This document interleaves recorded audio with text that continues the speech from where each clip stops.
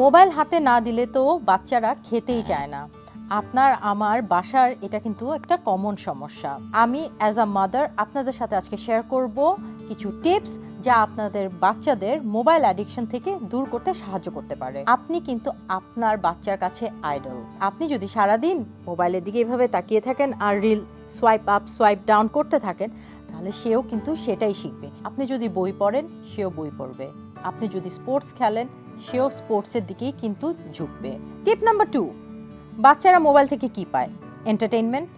আর সেই এন্টারটেইনমেন্ট কিন্তু আমরা অনেক জায়গা থেকেই সোর্স করতে পারি। মোবাইলের পরিবর্তে অন্য একটা অপশন দেয়া যেতে পারে ওদের। যে সময়টুকু মোবাইলে ব্যয় করে সেটা যাতে একটু একটু করে আস্তে আস্তে করে আপনারা কমিয়ে আনবেন।